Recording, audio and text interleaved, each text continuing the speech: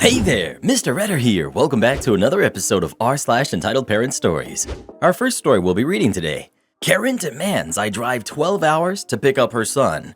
After that, am I the jerk for changing the way my mother-in-law looks in my wedding photos? And after that, am I the jerk for not acting like a mom to my son? Now for every thumbs up this video gets, one Karen does not get to force anyone to drive 12 hours for her. How can I when you don't even have a car, Reddit boy? So please smash that like button and subscribe and turn on notifications for new stories from Reddit every single day. Karen demands I drive 12 hours to pick up her son. This morning, as I was getting ready for work, I received a Facebook Messenger message at like 6 a.m. This is from a friend on Facebook. This is someone I went to church with for a few years, about 10 years ago. We are friendly on Facebook, liking and occasionally comment on each other's posts. But I haven't seen this woman in person in 10 years. The message asked me if I could do her a favor. I said I would love to if I was able to. She tells me she's getting custody of her son today. She then proceeds to ask me if I still live in the state that I live in. I said yes. She said that she needs a ride from her hometown to the town I live in back to her hometown, and she needs the ride today. She then asked if she could call me, and I said no, I was almost at work and couldn't talk. But I would keep messaging her. I googled where she told me she lived. It's a 3.5-hour drive to her town. This is the amount of time Google said it would take, not taking into account bathroom breaks, gas fill-ups, traffic, or anything. Straight time, 3.5 hours. So what she needed me to do was drive 3.5 hours to get her, pick her up, drive 3.5 hours to get her son, and then drive her and her son back 3.5 hours. Then I would need to drive myself home the last 3.5 hours. So it would be over a 12-hour day of just driving. And she said that she is short on cash, so she would not be able to chip in for gas or food or anything. I told her that I was very happy about her getting custody of her son, but that I had work today and that there was no way that I could help her today. She then became upset and said, "You told me you would do me a favor." Which I went back to the message and I saw that I said, "I would love to if I'm able to." And I told her I was sorry, but that this is last minute and I have work and couldn't miss an entire day, minutes before I was supposed to show up. I don't feel like I'm the jerk in this situation, but the way that she reacted to me telling her I couldn't help makes me feel like I am. Also, I should add that I am almost 3 months pregnant and I have a broken leg. Both of these things I shared on Facebook, and both of these things I know she knew about because she had commented on the posts. So, am I the jerk? Obviously not the jerk. This woman sounds totally off. No wonder she has nobody else to ask. That lady may be short on cash, but she's sure long on nerve. And consider this, she can't get herself from point A to point B without the assistance of a virtual stranger. Are you certain she was granted custody, or was she roping you into custodial interference? Well, what would you do in this situation? Would you help her or not? Please let us know. I'd screenshot her ridiculous messages and share them on Reddit so everyone can laugh at her. Am I the jerk for changing the way my mother-in-law looks in my wedding photos? This happened at my wedding. I am very detail-oriented and planned our wedding with my husband very meticulously. Everything was color coordinated and everything was aesthetically pleasing. Our colors were pink and black. I wanted parents and grandparents to also wear our wedding colors so the wedding photos would be cohesive. I specifically spoke with each person and told them the color scheme and how I would very much like everyone to color coordinate. Nobody had an issue with this, so I thought. Both sets of husband's grandparents went out shopping to find clothes to explicitly match our wedding party. I thought that was so cute and appreciated it immensely. My mom and I went shopping for my grandparents because they asked us to, so they were also matching. I offered to take my mother-in-law shopping to pick out something to wear, but she declined and said she would go with her friends. I said okay and kind of forgot about it. The night of the rehearsal, my mom asks my mother-in-law what she's wearing, and she responds with a long dress in the wedding colors. Next day, I'm getting ready in the bridal suite, and my mother-in-law moseys on up and is wearing a royal purple ball gown. She doesn't wear makeup that often, and I was shocked to see she was wearing neon blue eyeshadow and bright pink lipstick. Her husband wore a matching tie. I was livid, but ignored it because I didn't want it to ruin my big day. My father-in-law asked me how he looked during pictures, and I responded, "You and mother-in-law stick out like a big sore purple thumb."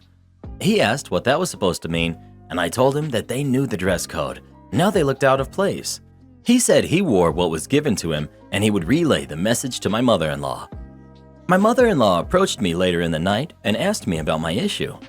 I asked her why she lied about her outfit choice. She said she never bought a dress that would go with our wedding colors and planned on wearing the purple dress she found. It was more true to her, and that's what mattered. I said that's fine. I'll fix the pictures in post-production. She said I would not adjust anything. They paid for the pictures and I would not alter anything. I said any picture I post with her in it will be altered on my end, so they have no control of what I do. I excused myself and enjoyed the rest of my wedding. My mother-in-law has a habit of trying to make things about her and make little comments like, "Well, I am the mother of the groom. My opinion counts." Or, "I can make decisions too. I'm the mother of the groom and we are helping pay for this wedding." My parents paid for 70% of the wedding. My in-laws paid for the photographer and the rehearsal dinner. The photographer was their friend and only charged them $800 for the whole night. The rehearsal dinner cost $300 because they chose the cheapest options for everything possible. I asked my parents, his parents, my grandparents, and his grandparents to please wear black and pink. All the men wore black tuxes and pink or black ties.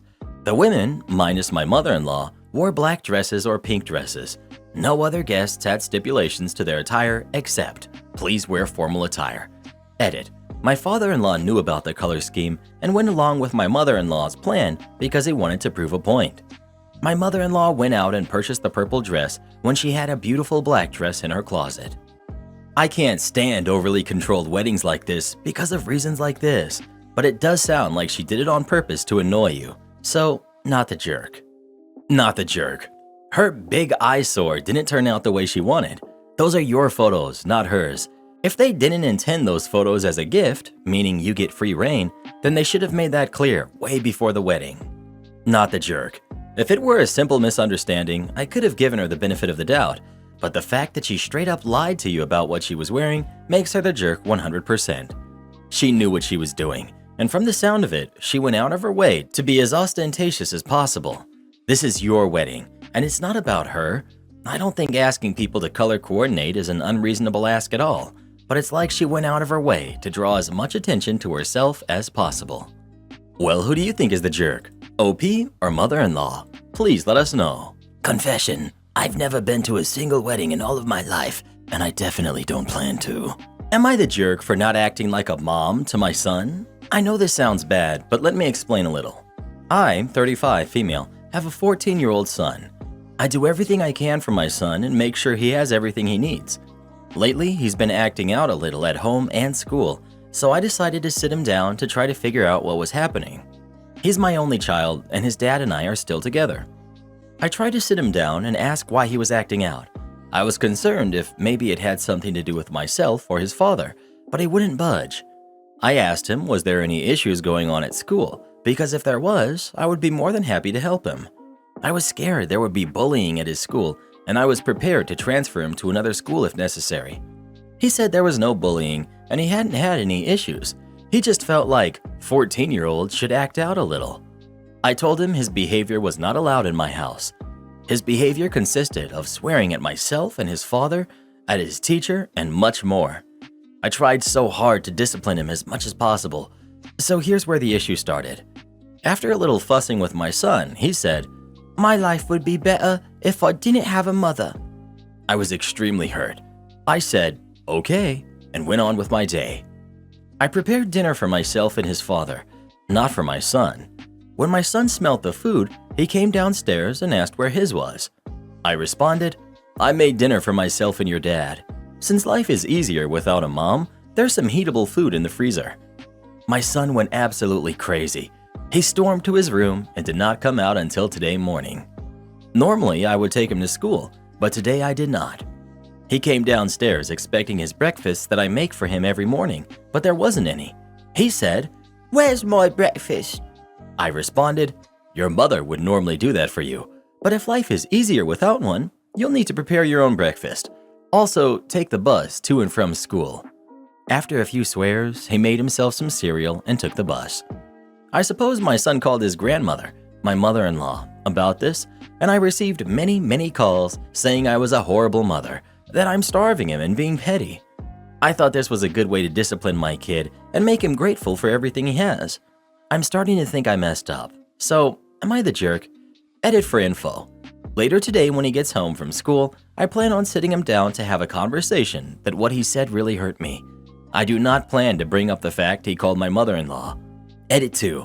My son had a half day, so I texted him asking if he would like me to pick him up or the bus. He texted back saying he wanted me to get him, so I did. In the car, he immediately apologized for what he said, and he said that his friends were acting out, so he wanted to fit in. His friends got suspended today for something they did, and they wanted my son to join. My son did not, and he said he was sorry for how he was acting. I also apologized for my actions. Edit 3. I want to say thank you very much for your comments. When my son got home, he cleaned his room and even offered to help with dinner to learn to cook. In only a few hours, our relationship has gotten better and our communication has also gotten better. Not the jerk. It's not like you actually deprived him of anything. He still had access to food and a way to get to school. It was definitely petty, but he wasn't harmed in any way, and maybe sometimes you have to fight fire with fire. OP. I absolutely agree what I was doing was very petty, but I could not think of any other solution. He's not allowed to play on his video games, but I still give him access to his phone because you never know when there will be an emergency. That sounds fair, and I don't think the pettiness is necessarily bad in this situation, as long as you actually talk to him as well. A big sound, not the jerk. I don't think she's being petty. She gave her son exactly what he asked for. At best, to be malicious compliance. I would also call mother-in-law and tell her to stay out of your family's business. Not the jerk. He's 14, he can feed himself.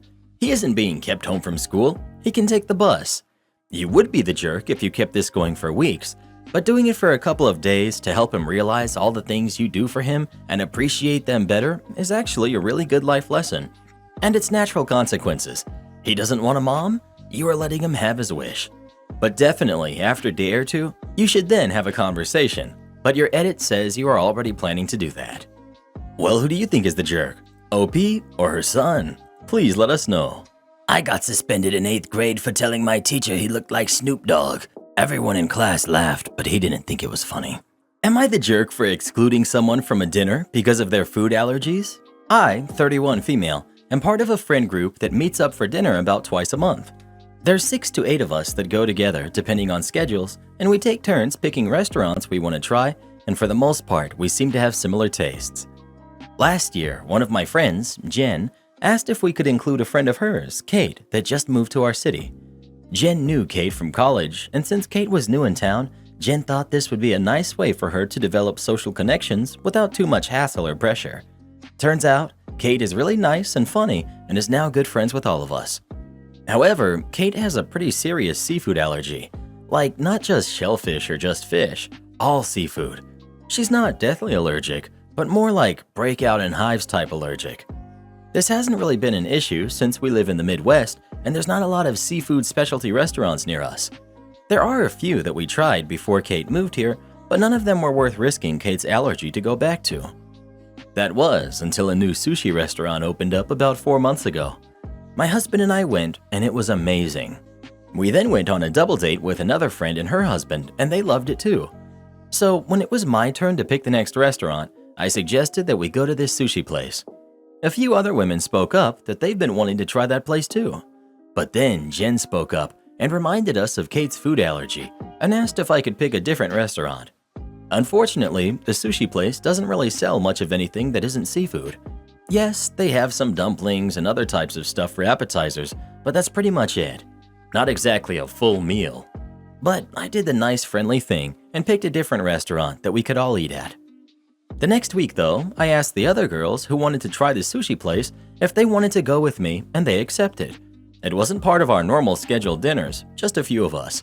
But word got around that a smaller group of us had gone to the sushi place and didn't include everyone. Jen, Kate, and another friend were upset that the rest of us had gone somewhere else without them. They felt that we were purposely excluding people. But to me, this isn't middle school. We're allowed to do things as friends outside of the full group. And since Kate has a food allergy, it makes sense that she doesn't attend a meal like this. We still have our normal scheduled dinners, just this time a smaller group went to a restaurant that another friend could not eat at. Like, if I wanted to exclude Kate, I could have just stood firm on eating at the sushi place to begin with, but I didn't. But Jin and Kate specifically think I crossed a line by going behind their backs to eat with just a few of us, and that I'm trying to create division in our group. Now people are taking sides and pointing fingers, and it's a whole mess. Not the jerk. You picked a different place for her with the whole group. You just decided to go with the interested group of friends to that restaurant later on. They can't expect you to never eat seafood just because one person in the group can't. Jen comes off more like Kate's mother than her friend. When multiple people expressed interest in the seafood restaurant, Jen should have backed off. Kate is a grown woman. She can decide for herself if she wants to go to the restaurant and just eat a few seafood-free appetizers or sit one restaurant out. No, I think it was nice of Jen to advocate for Kate in this little way. Kate's new to the city. Jen invited her to join their dinner group as a way to make friends. Everyone likes Kate, and Jen reminded them of Kate's allergy, so Kate didn't have to feel like she was making an imposition on everyone she doesn't know very well. Seems like decent, socially aware behavior all around. Well, who do you think is the jerk? OP or the upset friend group? Please let us know. Having friends is so overrated. People are so much more trouble than they're worth. Am I the jerk for excluding my mom from my college move-in day? I, 18 female, graduated high school a year early and decided instead of taking a break, I wanted to immediately start college. So I did a semester at a community college last year just to get ahead, and now I've actually moved on to a campus to finish my degree. I lived with my mom, who's 42, and her husband, Ryan, who's 48, halfway through high school because my siblings, Amy, who's 10, and Liam, who's 7, wanted me around. And I wanted to see them too before I started doing adult stuff and got too busy to come around as often. As much as I loved being near my brother and sister, I hated living in the same house as Ryan because he and his family weren't shy about the fact that they don't really like me. When he and my mom first got together, it was like I was being purposely excluded from everything he and his family would invite us to. On holidays, I'd have a seat at the table, but no one would really talk to me. I'd be asked to take pictures instead of be in them, and anytime I tried to make an effort to be included, I was always told that it was just for the family, not me. It got worse when they had my siblings, because then I would have to sit on the sidelines and watch as my brother and sister were enthusiastically accepted and wanted by Ryan's family, all while they made it blatantly obvious that they didn't want anything to do with me. There were times when Ryan would schedule family outings but find a way to leave me at home, or he'd just straight up say I wasn't invited. The real last straw was when Ryan's sister got my mom a Mother's Day gift a few years ago. It was a locket with a picture of my brother and sister in it, and she said it was so my mom could always have her 2 kids close to her heart. My mom didn't say anything about me. She didn't even glance in my direction. So I stopped trying and just accepted that I'd never be a real part of her new family because I just wasn't wanted there. I'd been slowly packing my things up for the past year, either taking them to my dad's house or getting them ready to go to my dorm. So on Saturday, when move-in day started, I put all of the stuff I planned on taking into my car and drove to campus myself. My dad met me there and we decorated my room together. My mom thought I was just spending the weekend with my dad, so when I ended up telling her that I wasn't going to be coming back during the week because I had moved in already, she got really upset. She said it was hurtful that I would exclude her from this huge moment in my life, and that as my mom, it's her job to be there for this journey and be there for me. I told her that she had been letting her husband exclude me from her life since the day they started dating, and because that never seemed to bother her, I didn't think it would be a big deal for me to do it too. I felt justified in this at first, but I could really tell I hurt her feelings, and now I'm starting to think I may be the jerk. Info: I did mention the exclusion to her a lot when I was younger. She said she had talked to Ryan about it, but nothing changed. I tried again when I started living with them, but still nothing happened. I told her about the move-in date a few times, but she's been busy, so I guess she forgot when it was. Not the jerk. So your mom thinks, as your mom, it's her job to be there for you and for this journey? Pity she didn't get the memo years ago about being there for her kid. Sorry if this seems harsh, but your mom needed her feelings to be hurt, badly. Only then might she finally get a clue about how you've been feeling all this time. Not the jerk, but your mother and her precious new family sure are. I wouldn't let her play mom for any of the big moments. I'd avoid their house as much as you can. I'd even say things like, if you miss me, look at the locket of your kids. Or, sorry, it was a family outing, so you weren't included, obviously, since I'm not included in your family outings. I'd make it very clear that she has the relationship she's earned. Am I the jerk for refusing to make desserts for my coworkers when my dishes were returned still dirty? So I love to bake desserts. It's a meditative sort of activity to me. I really enjoy making tasty treats for other people, especially since I'm actually not a huge sweets person and couldn't ever eat all the stuff I bake. Most of the time, I take it into work. I work at a small restaurant staffed by about a dozen people, including the two owners. We are all pretty tightly knit, as most of us have been here since the restaurant opened. I started bringing desserts for everyone to enjoy. It was never an obligation, nor did it ever feel like it. But I got a little upset when I went in the other day after I dropped off a pie to get my glass dish back, and one of the owners handed it back to me, still dirty. It still had crumbs and bits of pie crust left in it. I didn't say anything and just resolved to let it go. The following week, I made an apple cake in a glass 9x13 to bring in, and left it in that evening so that the others on later shifts could enjoy it too. 2 days later, on my next shift, I was given back my dish that was still dirty, and now it needed to be soaked to clean it because the crumbs and such had dried to a hard layer. I thought this was kind of rude, as I had been raised that if someone gives me food, casseroles, etc., it was good manners by washing the dish that it came in when you go to return it. It happened a couple more times, so I asked the owner who was managing that day if my dishes could be washed before I got them back. However, the next few weeks, nothing changed, and my dishes were still left dirty when they were returned. I decided that I'd just use disposable bakeware for anything that I took to work. However, I ran into an issue that sometimes the baking time and temperature for some of my recipes doesn't work for the cheap metal disposable bakeware, something I'd forgotten about until I took a pie to work, and when they cut into it, it was discovered that the bottom crust was a bit burned. One of the owners joked that I had downgraded my equipment, so they got burnt pie. A server said she noticed I'd stopped using glassware and wondered why. So I replied that my glassware was never cleaned after everyone had eaten, and it was a major pain to clean it after it had dried. Plus, I felt that it was a bit rude to have my dishes returned to me still dirty. The server shot back that the desserts were gifts, and that it's actually rude to insist that the giftees have to do something in return. Another server agreed with her and said that if I was expecting them to wash my dishes for me, then I shouldn't bother making food for them at all. So I said I wouldn't if it was such a contentious issue. The server said I was being petty and are refusing to speak to me unless they have to. Now, I could see their reasoning that someone being gifted something shouldn't be obligated to do something in return, but I still feel that it's rude to not wash the dish that gifted food came in. So, am I the jerk? Not the jerk. They work in a restaurant. Why are they returning dishes dirty? Not the jerk. You're not obligated to make desserts for them. If you're making the effort, then it's basic manners to clean it and give it back.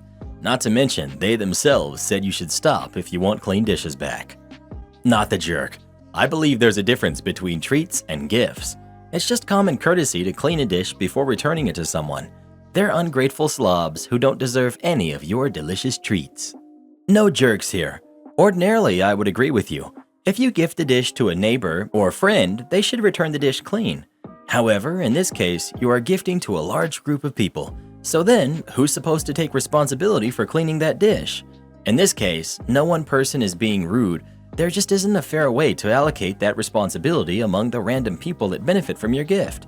If you say the person who takes the last piece, I guarantee there will be a little piece left in your dish until you pick it up. This 100%. I work in an office where people occasionally bring in treats, and it's just assumed that they're also responsible for dealing with the dirty Tupperware at the end of the day because nothing else makes sense. Dealing with the cleanup is part of the gesture. Although this particular case is kind of silly because every commercial kitchen I've ever been in has a dishwasher that could clean a pie pan in like 90 seconds. No jerks here. While yes, it is annoying, there's no real rule that says you have to do this. Curious to know, who would you expect to wash it? I'm assuming, since this is at work, that the dish is set out in an open communal area where people can take a piece when they want. Does that mean the last person to take a piece is expected to be the one to wash the dish? Well, who do you think is the jerk? OP or her coworkers? Please let us know. Bruh, this is why you don't do nice things for people. They rarely appreciate it. Don't like me flexing my work hours? Me, early 20s, getting a job at McDonald's flipping burgers. I've always had high work ethic, always arrive early at work, and live by my saying, rather 10 minutes early than 10 seconds late. The thing is, not only do I always arrive early, I struggle with staying still for too long. So what happens when I get to work? I'm not exactly making myself a cup of coffee and sitting and watching. I jump in and start working. On the other hand, if it's very calm at work and circumstances allow it, I don't think it's a bad thing to clock out a few minutes early. And when the circumstances don't allow it, I also don't mind working a bit of overtime until the brunt of the workload eased up. With this being McDonald's, I most of the time clocked in early and clocked out late. The coworkers don't mind, the shift manager doesn't mind. The boss, on the other hand, is the type of person who complains about things. One day it's been calm for roughly 20 minutes, and we've done everything we usually don't have time for in the kitchen.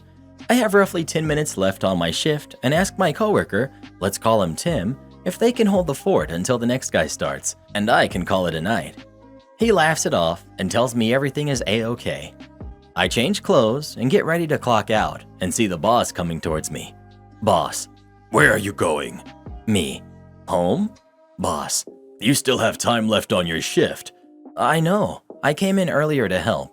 It's calm, and we've done all the prep and clean we can. There's nothing left to do until a customer walks in. Tim can handle the kitchen, no problem, and next guy will be here at 10. Boss: "If you're scheduled, you're supposed to do your hours. You can still clean something." Cue malicious compliance. After that conversation, I made sure to always clock in right on time and then go change and wash my hands, etc., which resulted in me entering the kitchen a few minutes late every day, regardless of how many customers there were.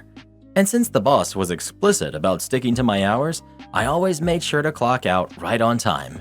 Whenever the coworkers or managers asked me to stay, I told them, "Boss told me to stick to my schedule. Sorry guys, it's out of my hands.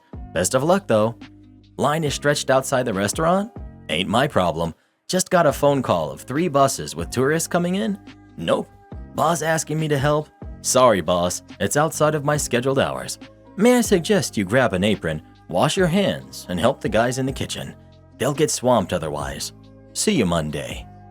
Am I the jerk for saying too bad when some family members didn't like the vegetarian options at our reunion? My parents celebrated their 45th anniversary this month. My brother and I decided to have a family reunion as our gift to them because our parents have often said they miss seeing many members of their family, and it was a shame they didn't get to see them for so long. This reunion has been in the works since last year to give people time to plan. My wife and I love to cook, and we said we'd handle a large portion of the food. We sent out invitations about 7 months ago. On the invitations, we stated to please let us know about food allergies so we can plan accordingly. Last month, I emailed everyone that they can bring something if they chose to and listed out all of the food allergies I had been told. No one had any questions or brought up dietary restrictions. Pretty much, most of our family from both sides showed up, and we invited a lot of our parents' friends, so there was a whole lot of food to feed that many people. During the party, 2 cousins came up to my brother and I and asked us about the ingredients in a lot of the dishes, and were saying how they couldn't eat a lot of stuff because it had meat or dairy in them. Turned out, one of our cousins was vegan and the other was vegetarian, and there were only 3 other people vegan or vegetarian there, but these 2 were the only ones that didn't find anything to eat. I apologized for the lack of vegan options because I wasn't aware, but there were vegetarian-friendly options, and these 2 said that there weren't enough options and not done up like a lot of the other dishes and sides. Mind you, we had more than just salad as an option. There was also macaroni cheese, grilled veggie skewers, mashed potatoes, cucumber salad, mushroom steaks, deviled eggs, fruit ambrosia, and homemade veggie burgers. I asked them if any of those were suitable, and they said no, and how the reunion was a bummer because they couldn't eat any of what was offered, except maybe veggie burgers when everyone else was feasting. Here's where I might have been the jerk. I pretty much told them, "Too bad. You should have said something when I sent out the invitations asking about allergies, or you could have just brought something yourself." Nothing else was said, but they were giving some side eyes and loudly complaining the rest of the afternoon, and one of my aunts took me aside after the reunion to tell me I had been a bad host to some guests because they just sat around watching others eat and I didn't take their concerns seriously. I thought I had done enough just asking about allergies, but my brother and I have been wondering if we should have done more for the people we invited. Am I the jerk? Well, who do you think is a jerk?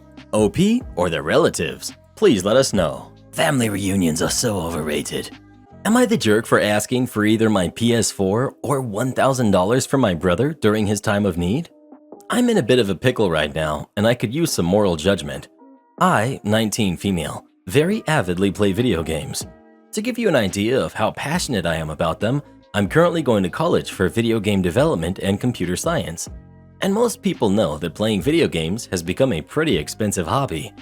So back when I was a preteen, I received a PS4 as a Christmas gift from my dad. I had to pay for all the games and anything extra, but that's okay. So I've bought tons of games and have probably spent nearly $1,000 in games and DLC, all from my own pocket. A few years ago, my older brother, 25 male, started liking video games too, so he began using my PS4 regularly to the point that he used it more than even I did. We began splitting the prices of games we wanted to play, and it made it easier on both of us doing that. Here's where the issue comes in. My brother had been living at home for a couple years while he went to a community college in our hometown, but a couple of years back, he moved several hours away to attend a different college. When he did that, he took the PS4 with him.